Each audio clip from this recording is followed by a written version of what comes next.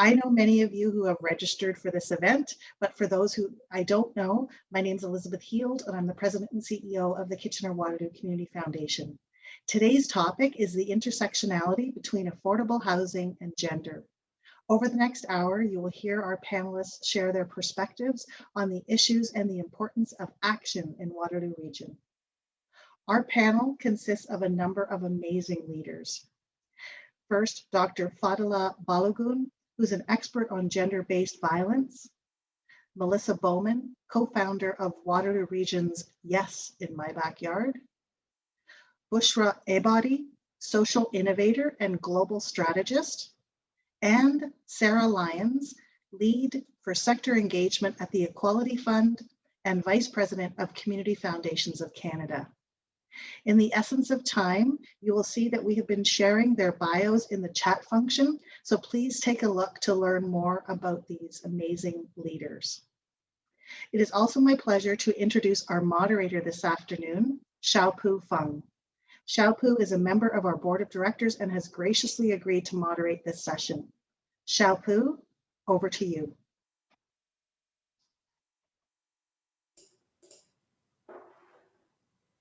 Thanks, Elizabeth, for the introduction, and thank you everyone for joining us today to discuss a very important topic.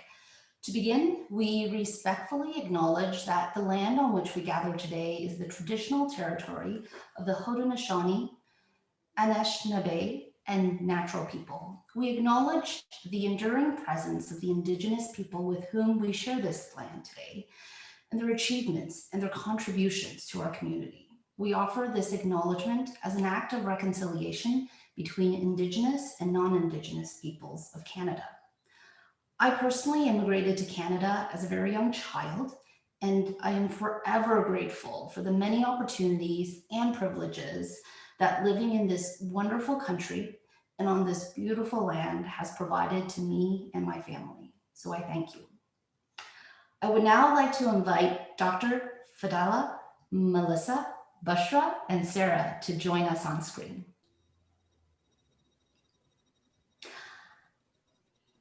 Welcome, ladies, and thank you so much for being here today.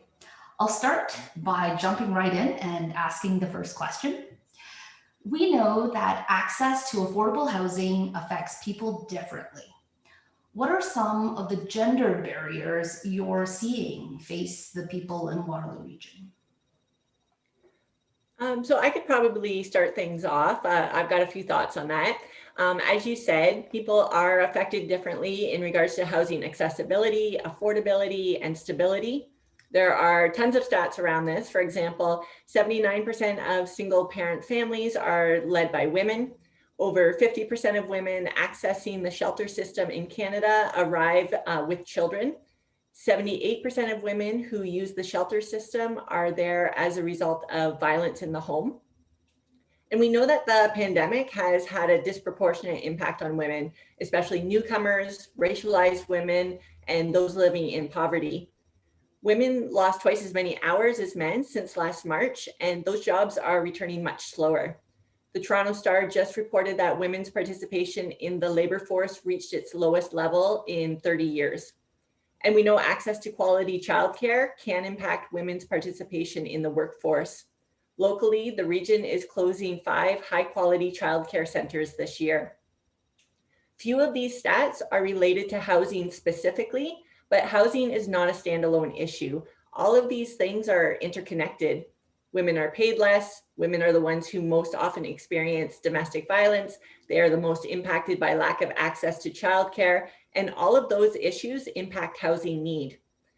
But sometimes long lists of data and numbers hide the fact that all of those represent individual stories.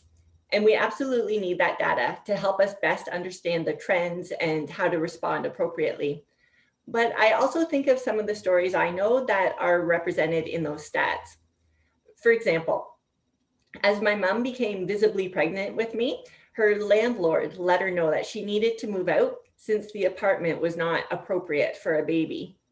Her colleague shared a similar story that when she was pregnant and looking for a place to rent, that she resorted to wearing baggy clothes and bulky winter coats in the spring for fear of being rejected on the basis of being pregnant. For myself, I remember renting a small apartment in a house during university. At one point, the landlord said I could no longer have that apartment because a family member was going to move in. He said I could move over to the other side of the house, which was a shared apartment with several other people. And I recall feeling concerned about moving into a shared space with people I had never met before, but feeling like I had no other option. And, these are all rather minor examples, but I think they show both how common these challenges are and how important the need for diverse housing options is to ensure that people have access to the type of housing that works well for them at any given moment. Thank you for that. Does anybody else have anything to add? Well, I would like to add to Melissa's comment that the financial, like the number one barrier to secured housing, from my experience, both locally and internationally, number one is that, fear of the unknown, because most of these, women, like, she has said, are adversely affected by, economic factors.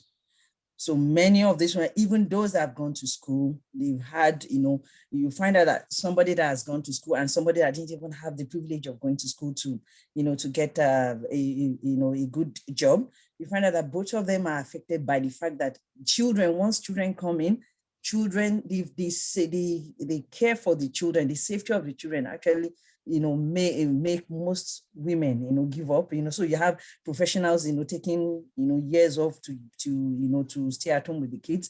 And you have those that are not even working, they stay at home with the kids, so they don't have that strong economic, power. So when they have to flee, or when they have to leave not necessarily flee, but just walk away from a relationship that is going nowhere, you find out that becomes an issue. How do I take care of these children? How do I provide for them what they've been, what they're used to? So that fear of snatching the kids away from what they know, at least from a secured life to an unsecured life, becomes, a great barrier, to them. So that might even stop, the effort from even looking for houses. I've heard it from both professionals and non-professionals, that number one fear, stops them from, accessing or even, starting the journey of looking, to a new place, right? Thank you, Dr. Fadhilah. So thank you both ladies. To add some additional context, here are few stats we found for Waterloo region. In 2016, women were a significant portion of the 22,075 people in core housing need. Female lone parent households accounted for 4,220 of those in core housing need, and female one-person households accounted for 6,795 of those in core housing need. I'd also like to note that these numbers are from the 2016 census, and as such, the definition of a woman was very strict and very binary. So just to note that. So we understand that COVID-19 has added an additional layer of barriers to women. Sara, would you like to talk about some of the things you're seeing on a global and national level? Sure, thanks, Xiaopu. I'm really happy to, and we've already had a lot of startling and scary statistics shared, both about the Waterloo region and some of the statistics that Melissa shared. I'm going to start talking a little bit globally and then work my way down to Canada. 2 days ago, the World Health Organization put out a news release, but with new data showing that 1 in 4 women are subjected to physical or sexual violence in their lifetime. And while this data is from 2018, we know that emergencies such as the COVID-19 pandemic tend to exacerbate violence and increase risk. So I would say it would be fair to see these as baseline statistics. The UN estimates that the pandemic will push an additional 47 million women into poverty around the world, turning back the clock on decades of progress. In Canada, of course, there are also profound effects. Over the summer, a few months into the pandemic, research showed that half of Indigenous women and 55% of Black women were struggling financially because of unpaid care work and as a result of a lack of childcare spaces, etc. These are some of the themes we've already been hearing in this webinar. It's important to take note of the fact that these women experience the worst housing conditions throughout Canada and are the most underserved in both the violence against women and homelessness sectors. And maybe I'll close this answer with some statistics from a recent RBC report, which was released just last week, which showed that almost 500,000 Canadian women had lost their jobs during the pandemic and hadn't returned to work as of January. So those jobs may be lost permanently as companies and other organizations have closed, have changed, restructured their workforces, etc. 10 times more women than men have fallen out of the labor force since last February. And important to remember that the hardest hit within that statistics have been young women, racialized women, and mothers. So it's a pretty bleak picture in terms of the impact. And maybe I'll just, finish by saying, the counterpoint to all this in terms of the work of philanthropy and charitable giving is that a very low percentage, in the United States, it's less than 2% of philanthropic giving goes to organizations working for women's rights and women's advancement. So there's a really big gap that we see right now between who's being affected by the COVID-19 pandemic and where the resources are going in terms of the recovery. So I'll just close on that point. Thank you so much, Sarah. Did anyone want to add anything to what Sarah has said? Okay. Yeah. Oh, sorry. I think Sarah made an excellent point about the lack of funding that's being really allocated to women in particular and gender and sexually diverse persons.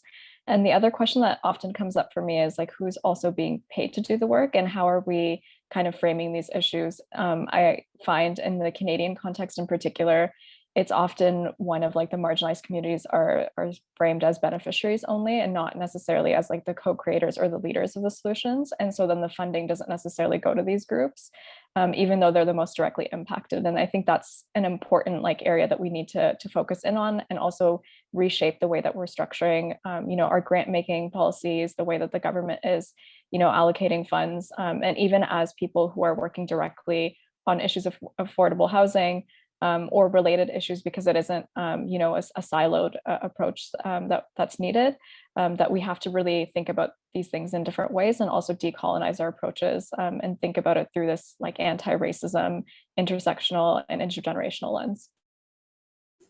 Thank you, Bushra.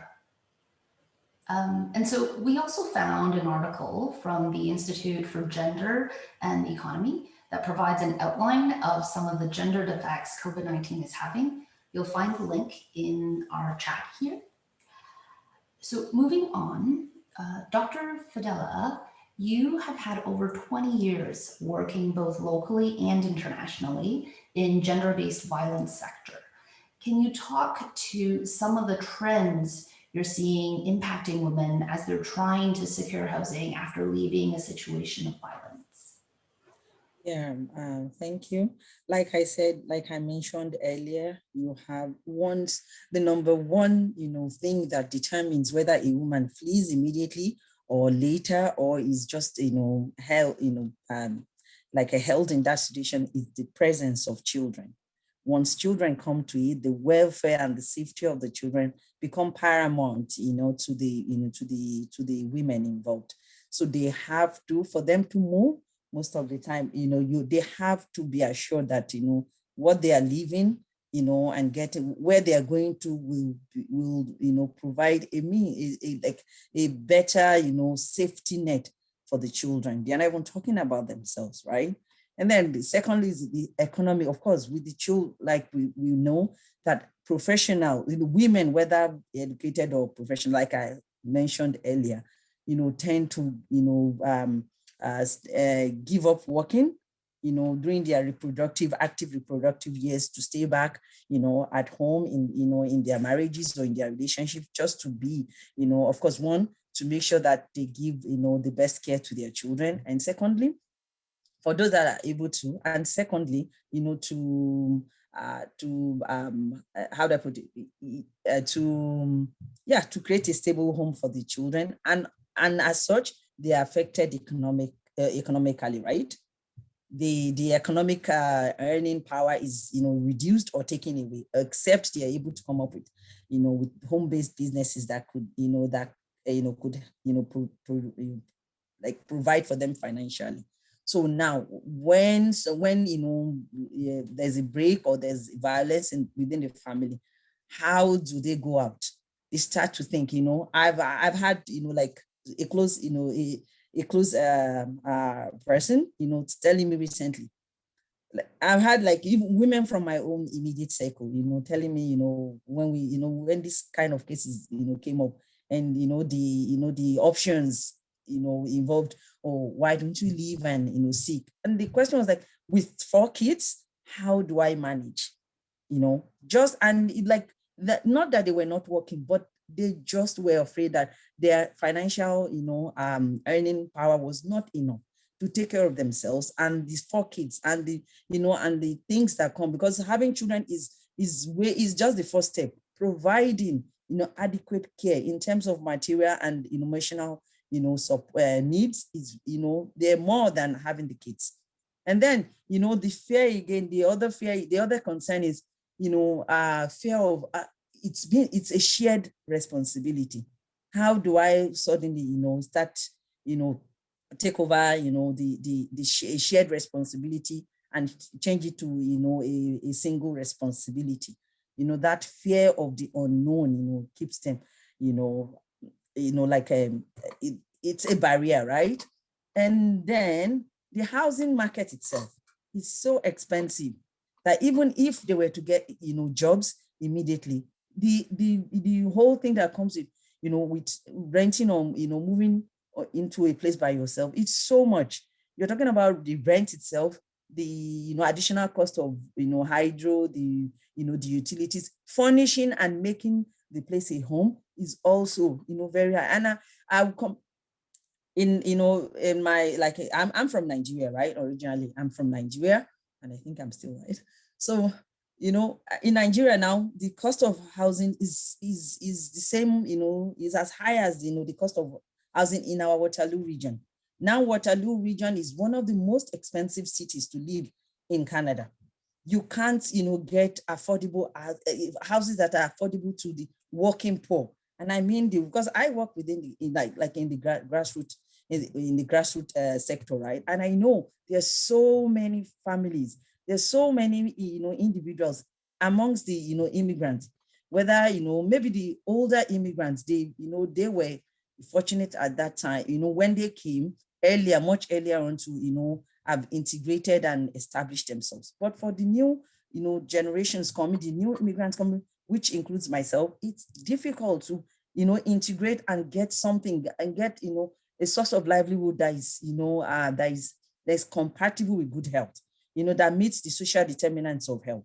So when you even have people working, in the manufacturing industries, in the customers, they work, horrible hours with very little money. And that particular, group, the working poor, is actually overlooked in some of the, projects and, services provided. So they don't have the healthcare, they don't have the dental, dental care. They don't even have, support in terms of, if they don't know their way, they won't even have support to, to help their children, to fairly good, experience. So that, actually, stops them from, accessing, good houses. And then when they eventually, and now the subsidized housing in Waterloo, the wait list is average of five years now. So where do we expect the woman to go in, in that period? except, they move into the shelter. And most of the shelters are not safe for the women and their children. So they are hesitant to get there. And then the settlement agencies, they try their best, but their best is just not enough, because the resources, we should look at the resources that we have in our community.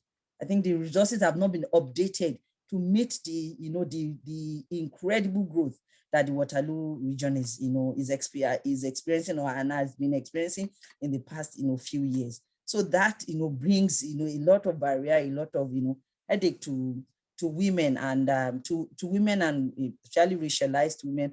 And I don't know much about the First Nations, but I know within the immigrant women that has been a barrier to accessing housing. And when they are not able to, when they have that kind of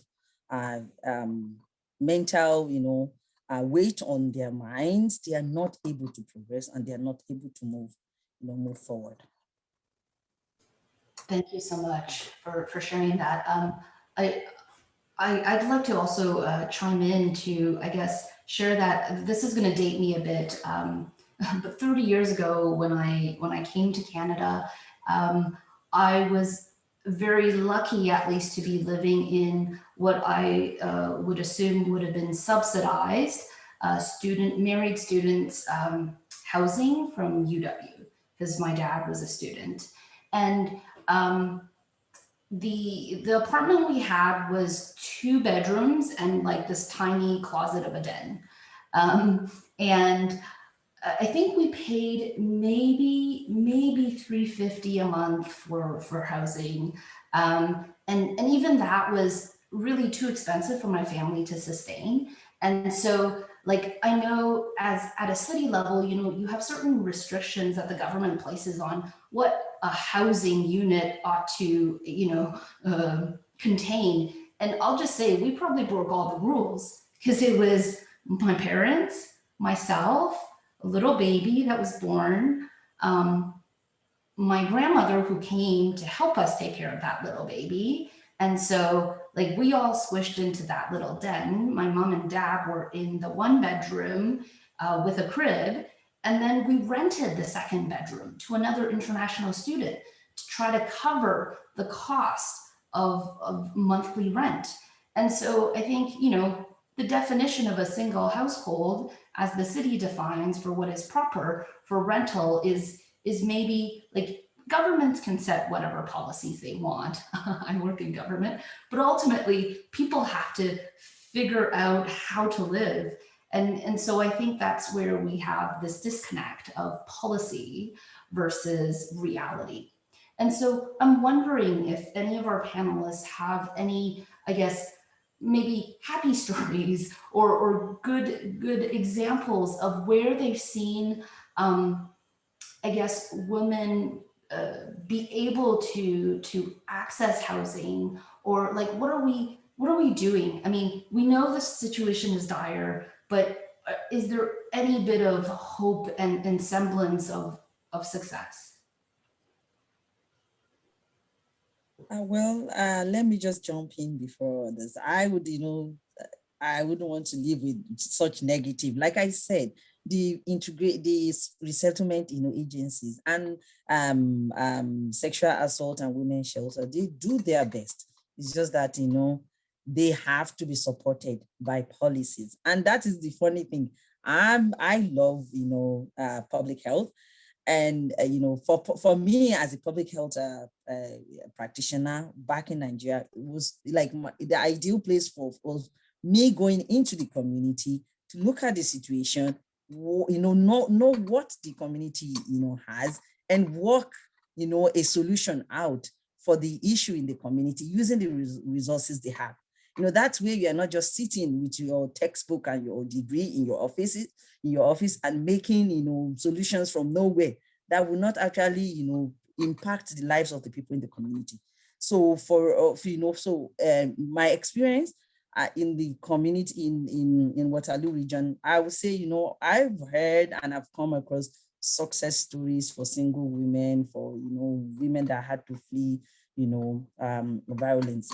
well, I don't know about it, but in the past, the housing and the support that those women got, you know, like I have somebody that used that system until, you know, she, you know, became something so, you know, significant today, because she was able, because the resources were there for her to use. But now the resources don't, you know, match the immense growth we've had in the recent years. So that it's a thing that I would like the region to look into. And I know they've just recently approved, you know, a land around the Waxing area for, you know, more subsidized and affordable houses. And it would be nice if we could do more of that. And also to put a cap. I don't want, you know, I don't want to be the bearer of sadness, but the rate at which the landlords, you know, one, they are not even from within the region. Can the, you know, region look into that to cap, you know, to put a number of the landlords that are from outside? Because when you are not from, you know, when you are not in the region, you bring in ridiculous, you know, prices. So we have many landlords. If you go onto the Kijiji, if you go onto Kijiji or other rental, you know, agencies, you will find out that the landlord, the addresses are not within the Waterloo region. The phone numbers are not. So you have people telling you, I live in Toronto, but I want to rent out my 3 houses in Kitchener using Toronto prices. How does that, you know, how does that work for us? So it's not in this kind of case, we are forgetting a very big sector of the population, the retired or the seniors, you know, the white seniors, the Caucasian seniors. They want to downsize, but they cannot downsize now because to you know, leave their houses and, you know, get into smaller units is ridiculous now with the pension that they are being paid. So that's another sector that you know, that is being overlooked entirely. What the region has to do is put a cap, please, put a cap on, you know, outside landlords coming to, you know, upset the housing market in our region. I think that's one thing that, you know, that would be one of the ways that would cap, you know, remove the ridiculous prices and make affordable housing, you know, for everybody, right? Thank you. Yeah, thank you.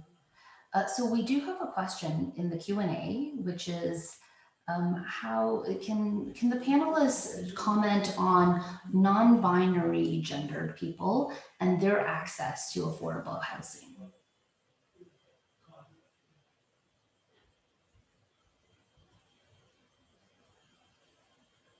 Do we have any examples or stories or what we're seeing in terms of trends? Well, I guess I can come in and speak a little bit about some of the experiences that I've heard from younger gender and sexually diverse persons. And so I think it's especially vulnerable situation when like people maybe in families who are not accepting and need to be like in a safer position, but are not able to leave that because of the lack of affordable housing. And so you see like the age issues, you know, combined with like their identity being really challenged and not accepted as a huge problem. And so being a person who doesn't like even with a full-time job, even if they did, and I think Dr. Fadhilah like really pointed this out as well, there's like this, you know, working poor situation where even if you do have a secured job, you're not able to afford housing, especially in, you know, some of the major cities where there may be, you know, increased diversity and more supports for people who are gender and sexually diverse, as opposed to in some of the like, you know, suburban areas or like rural communities where they may not actually be direct supports for these individuals. And like the housing may be a little bit more affordable in those areas. And so it's almost like this situation of having to choose.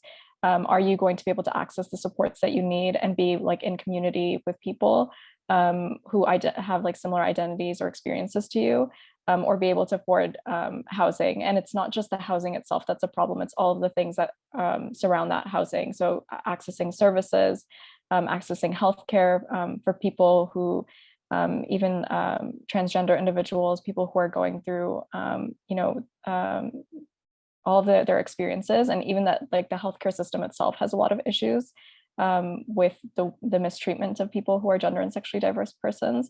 So to find like a healthcare provider who is really empathetic and who is able to provide you with like the care that you need, often you won't find that in like certain settings. So you would have to like move in order to access that. And it's really difficult to be able to make those transitions happen.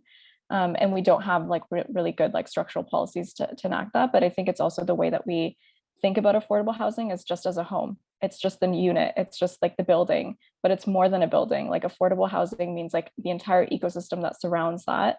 So that's just a little bit of what I've heard about these issues and in some of the research that I've done that has come up. And it's, again, it goes back to that intersectional lens and intergenerational lens that needs to be applied to these issues. Thank you for jumping in, Bushra. So moving on, Community Foundations of Canada released 3 reports in the fall called Peace, Power, and Planet, each with a focus on the gender equality lens. Sara, why is it important to focus on gender in this case? Thanks for the question. So I might just back up a little bit and start with, what Vital Signs is in the first place, just briefly. So Vital Signs is a program that allows community foundations in Canada and Community Foundations of Canada, which is the network of community foundations across the country, to use data to better understand local issues such as health, well-being, and of course, housing, to develop priorities and to take action. It's a resource for the foundation itself, in the form of a report or a website, again, that sort of collates existing and in some cases creates new data across a range of issue areas with a local lens. And it's a resource for the foundation itself and its grant making and its convening, et cetera, for the foundation's donors and for all community members, including sometimes politicians, governments, et cetera. The Kitchener-Waterloo Community Foundation for a long time participated and produced Vital Signs reports, and in recent years has aligned with a similar initiative in the Waterloo region to create points of focus that are data-driven for the community. And that's where some of the focus, I believe, and folks will jump in if I'm wrong, on housing, of which this webinar is a piece, has come from for the Community Foundation. And so for CFC, we produce national reports that bring focus through data of a national scope. And so for 2020, these reports, as you've mentioned, were focused, there were 3 reports, Power, Peace, and Planet, bringing in an analysis through a gender lens. And those 3 themes correspond to the 3 themes of the 2020 Agenda for Sustainable Development, which are often talked about as being the Sustainable Development Goals, or the SDGs. And they also correspond to the Government of Canada's Gender Results Framework. So there's kind of 2 connections, both at a pan-Canadian level and at an international level. And the timing to do those reports, which are done every year around gender, was right for CFC and for the Community Foundation movement in 2 ways. First, CFC and community foundations have stepped up their commitment to SDG 5, gender equality, through a granting program called Community Foundations for Gender Equality, and a commitment in and of themselves to institutional change. And the Kitchener-Waterloo Community Foundation has been a leading participant in that granting program. As well, the reports had some collaboration with the Equality Fund, which is the organization that I have the joy of working with in 2021.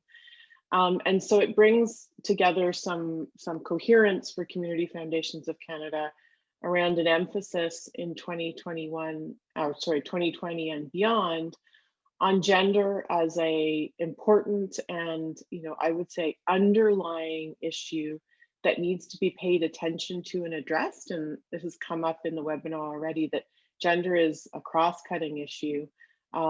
as we reach towards these larger goals of equality, belonging, and justice. And so gender is an appropriate way to come into all of those issues. And I think finally I'd close by saying, by doing this deep dive in these themes of power, peace, and planet through the reports, Community Foundations of Canada was able to set a table for itself, for others, including community foundations, to think at a systems level about how they want to come in to using their leadership and their resources around seeking justice and change, because the reports and in the data they showed and in the way they were framed really looked at changes that would need to be made at a political level, at a systems level, at an unconscious level, at a narrative level, etc. So they really lend themselves to solutions that are long-term, strategic, rich, that might be led by grassroots movements, that might be led by organizing around political change, not just sort of short-term stopgap solutions.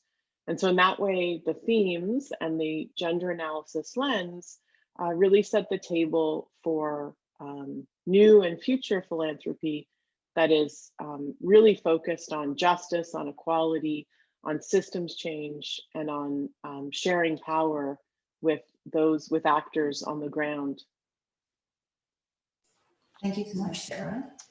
And so shifting a little bit, Bushra, you have experience working in cities to develop refugee strategy models. And so this has both, the international lens and the local lens.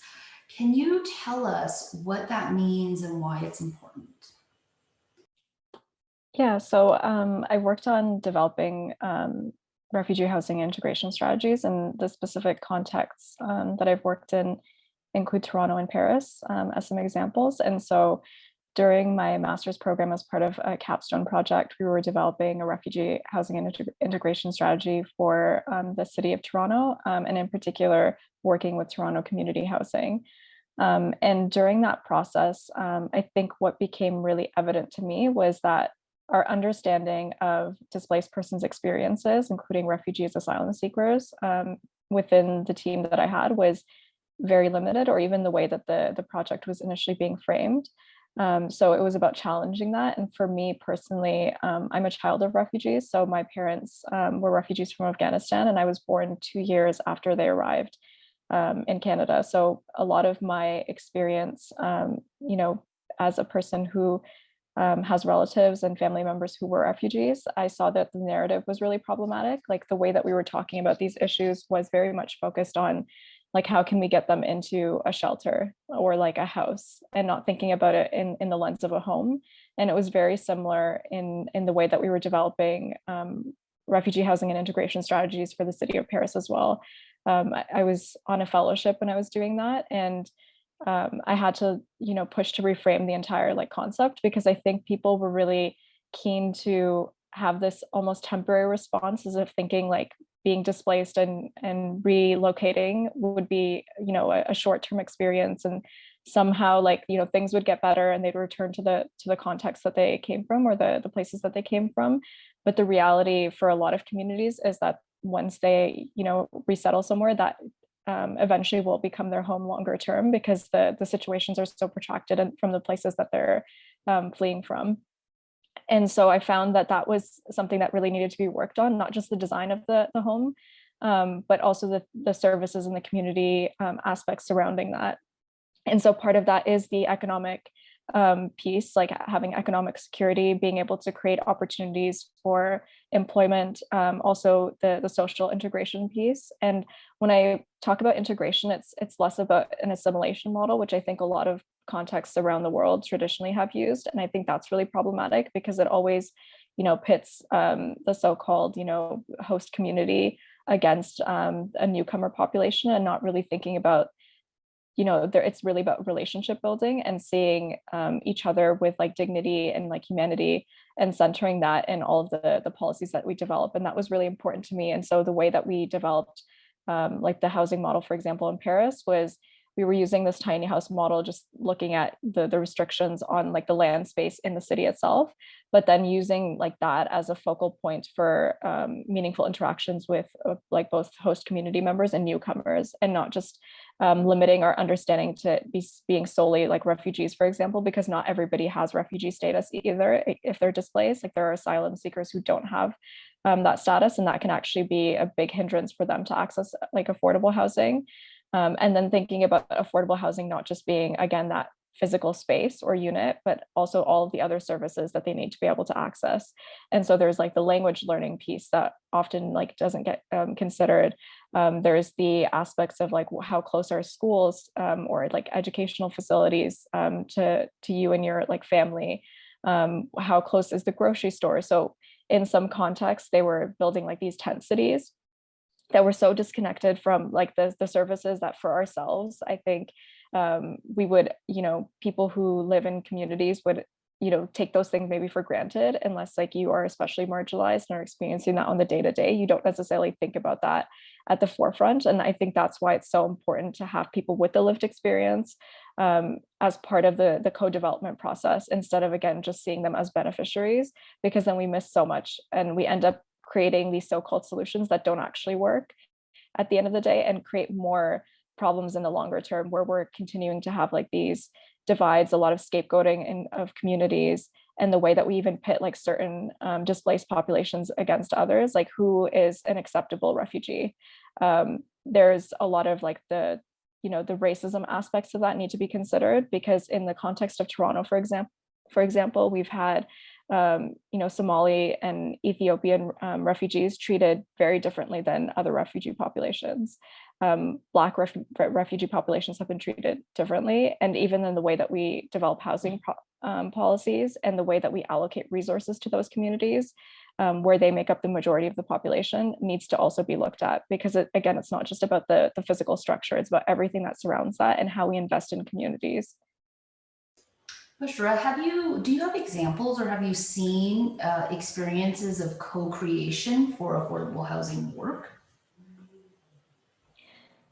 Yeah, so the projects that I was part of, like it was a more co-created process. But I would say that there's some interesting things, I think, with like the Regent Park idea. Like it was meant to be like a very co-created process, and thinking about it as like a mixed use housing model, where it wasn't just about the unit in particular, but also developing a community center.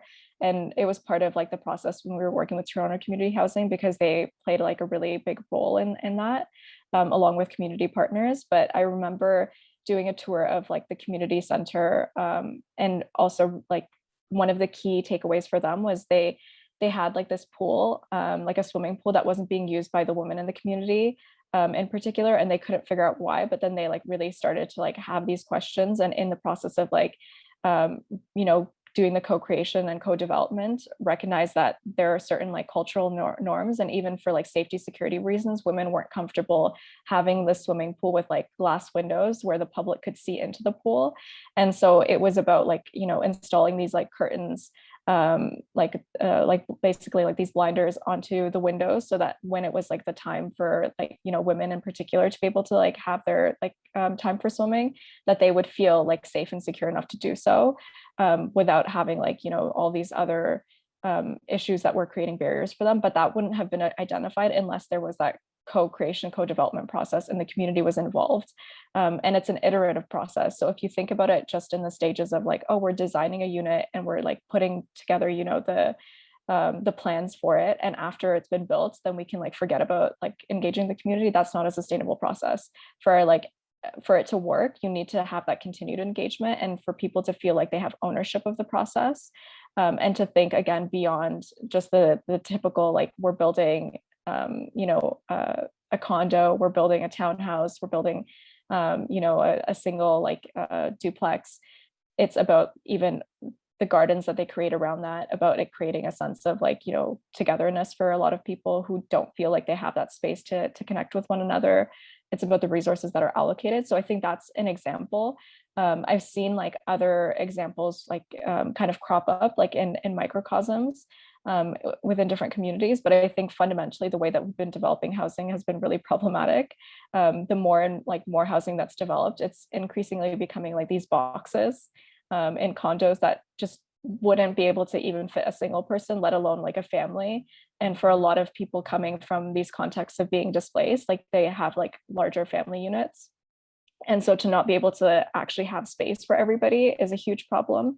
And we are continuing down that path. And so it's also thinking about like maybe setting some on the policy end, setting some like, the house has to, or the unit has to be a certain like square footage of livable space. Otherwise, we're going to continue to go down the path of like, we have a whole bunch of like these box units where people feel forced to buy them because that's the only thing that they can afford. But it's not actually like a livable space. And then on the other hand, I see the contrast of these so-called luxury like housing units have everything within like the space.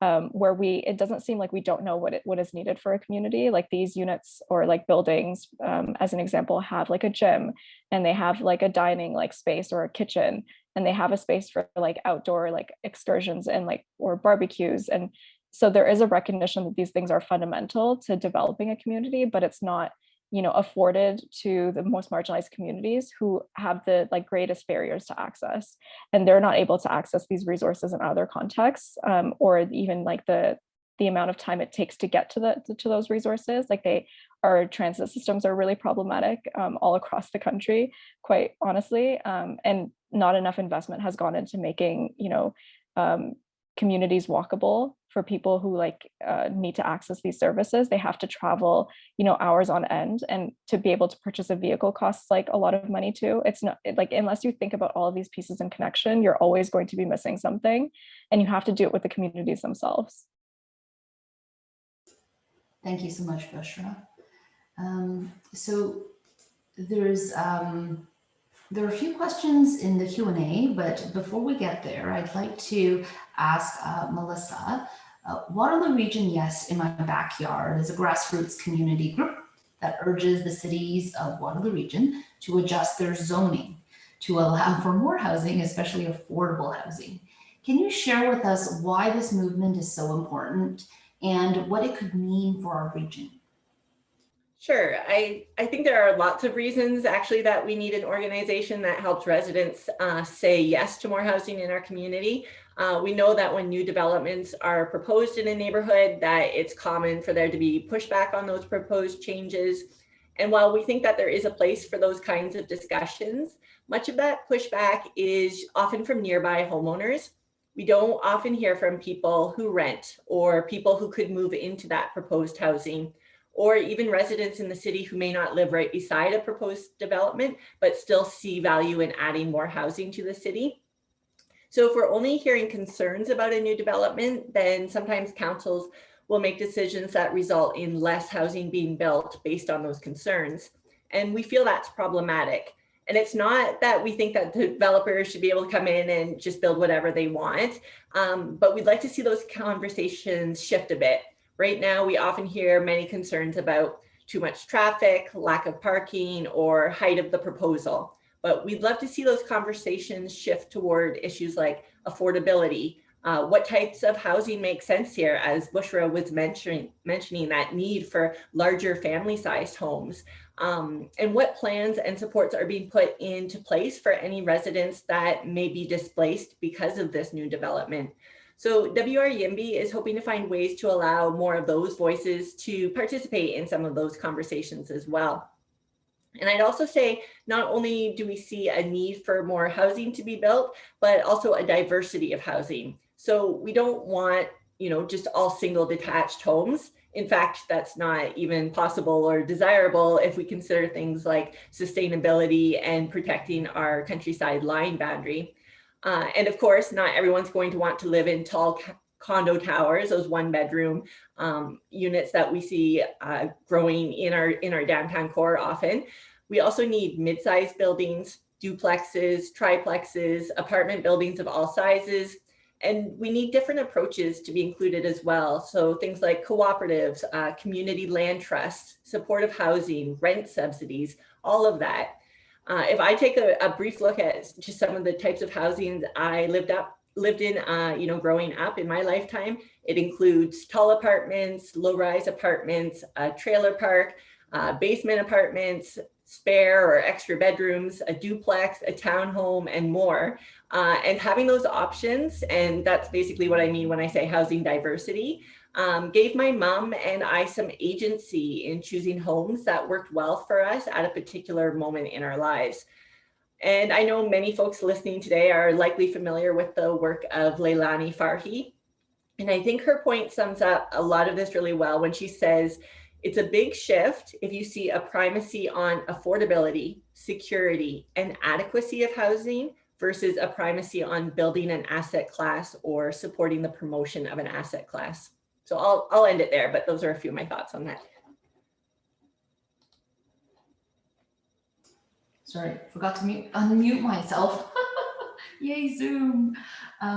So the concept of yes, my backyard is very fascinating because very often you hear the kind of naysayers of no, not in my backyard, somewhere else, no problem, but not in my backyard. And so how do we start shifting that conversation to think more holistically and sustainably?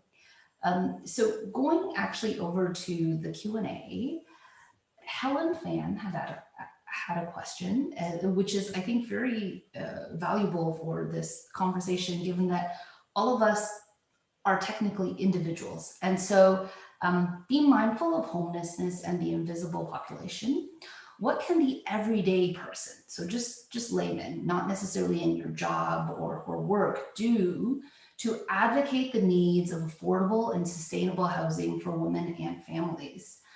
Who in government do we petition, advocate, and connect with?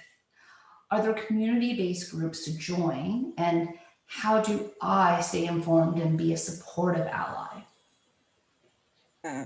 Can I just chip in, like, before I lose my thoughts? I think the first step will be to open your mind and learn. Open your ears to people's experiences. Don't just think, don't think about your privileges. Step back and look at other people's, where they are. This intersectionality, it has to be know your privileges and be open to learning that, yes, to acknowledge your privileges and, acknowledge that at the same, that your privileges didn't come because you were too smart or because you were, just know that you were just, you just found yourself with those privileges. That's number one. And then, there's this stigma. Learn to walk away from, stigma that are attached, especially to the homeless, population, the immigrant, the refugee. When people keep talking about the refugee, it's like as if they are not, they are subhumans. They are not subhumans. And if you were to ask an average refugee, he or she would tell you he or she didn't plan to leave, his country or her country in just, in a moment. People's lives just got, people's life got us and still get changed by policies that they don't have control about. So when you now look at the homeless or the refugee population or even the immigrant, I came as a skilled worker with all the lies that, were told to me. I never knew I would come here and just be, somebody be like, one day somebody was like, oh, this is Fadhilah. She used to be a doctor, now she's nobody. Imagine, I was just like, well, I'm still a human being, even if I don't, work with that, title. But when we put people in positions that they've not experienced, some adversities in life, how do we expect them to come up with effective, solutions? And like Helen said, how do I as a person, work, start contributing positively or changing the situation? But you have to know and acknowledge your privileges, open your mind and learn, learn from people's experiences, walk away from stereotypes, try as much as possible. I know we all have our biases, but, keep them and, try to appreciate where, people are coming from. And then again, let's start lobbying our local, councils and especially the mayors. I'm like, these mayors, I was at a conference like 2 years ago, right? And they were talking about, we needed to bring, they were looking, the two mayors were there to say they needed to bring more people into the Waterloo region. And my question was, what have you done, in the past years to improve the situation of people that are already in the region? You want to bring in more people, but you are not even looking at creating more resources for people on ground. Then what will those, when you bring in more people now, there's that fear in the community because we are human beings. Those that are on ground start feeling animosity because of bad policies, to those coming in. Because now these resources that were scared on ground will become even more scared. It's scared, right? Is it scared? Is it scared or what? We've even become more, we'll even become less to go around. So they create, policies that, start pit people against themselves. And then, like the landlord, at the landlord level, please, I don't know if I was told when I was looking, for housing for a newcomer family. And I was told, frankly, by, the superintendent that, well, the thing now in Waterloo region is if you don't have an income, an average income of 60,000 above, your application will not be looked at. And then if you don't have your credit history, how is somebody that just came, a refugee that left all his life, all his money back home, supposed to have, good credit rating within a year or within months of coming? If the person doesn't like the, the shelter that is, he should be able to have, move into something better.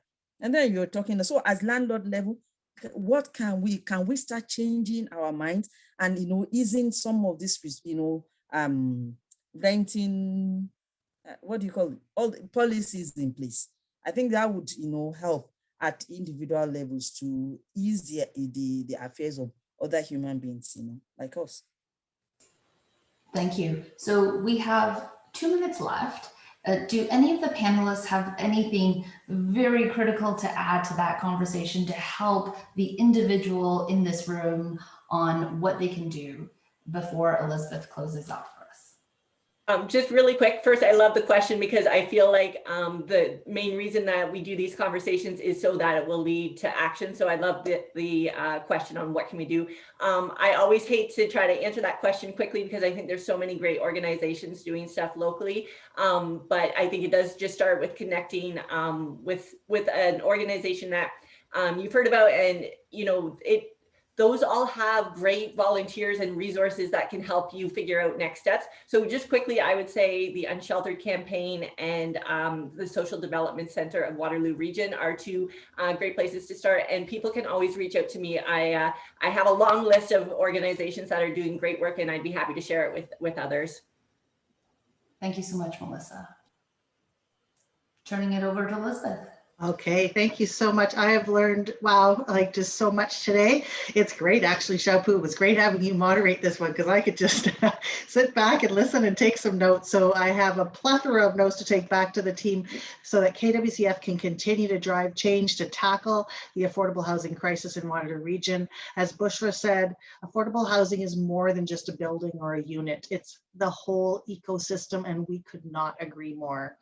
Sara also mentioned about vital signs, and we had taken a bit of a hiatus from vital signs over the last few years, but I am excited to say we will be producing a vital signs report in 2021, and it will talk to affordable housing and the intersectionality with a whole host of other issues, and it'll come out this fall.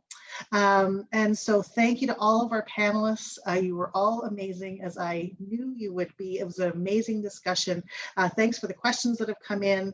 Thank you to Xiaopu for moderating, and thank you for joining us. We will be hosting more conversations this year, so please keep your eye out for that information when it comes available. I would just like to say one more thing. Dr. Balogun said about the mayors. Well, before we go, I would like to quickly share some information about Mayor Urbanovic's 2021 State of the City address. In prior years, the State of the City was a paid ticketed event with proceeds going to the Kitchener Mayor and Council Fund at the KWCF.